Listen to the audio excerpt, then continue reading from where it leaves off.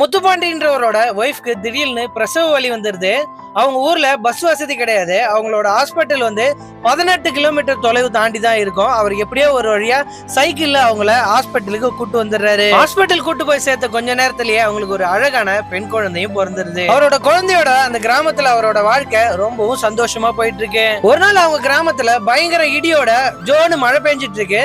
சரி motor off பண்ணலாம் அப்படின்னு சொல்லிட்டு சுவிட்ச் பாக்ஸ்ல கை வைக்கிறாங்க. ஷாக் அடிச்சு அவங்க அங்கேயே மயக்கம் போட்டு கீழே வந்துடுறாங்க. சரி உடனடியா டாக்டர் கூட்டு வரலாம் அப்படின்னு சொல்லிட்டு 18 கிலோமீட்டர் சைக்கிள் எடுத்துட்டு வேகமா போறாரு. அங்க போன ஹாஸ்பிட்டல்ல எந்த டாக்டருமே வரமாட்டாங்க. இவர் ஒண்ணுமே புரியாம தலையில கைய வச்சுட்டு அழுதுட்டு உட்கார்ந்துட்டு இருக்காரு.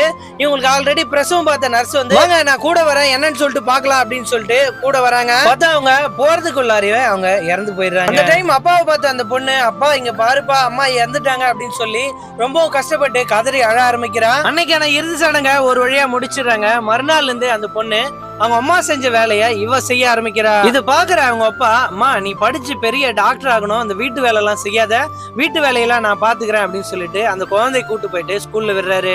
இந்த பொண்ணுமே வளர்ந்து +2 வந்துடுறா. +2ல இவ தான் ஸ்டேட் ஃபர்ஸ்ட் வரா. அந்த ஸ்கூல்ல இந்த பொண்ணுக்கு பாராட்டு விழா எல்லாம் நடத்துறாங்க.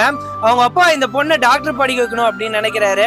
அப்ப டாக்டர் படிக்கணும்னா என்னென்ன பண்ணணும் அப்படின்னு சொல்லிட்டு விசாரிச்சுட்டு இருக்காங்க. அதுக்கு ஒருத்தர் நீங்க நீட் எக்ஸாம் எழுதணும் அப்படின்னு சொல்றாங்க. அப்படி நீட் எக்ஸாம் எழுதுறீங்கன்னா நிறைய செலவாகும் அப்படின்னு சொல்லிட்டு இருக்காரு. சரின்னு சொல்லிட்டு அவரு நிலத்தை எல்லாத்தையும் வித்து அந்த பொண்ணை ஹாஸ்டல்ல படிக்க வைக்கிறாரு.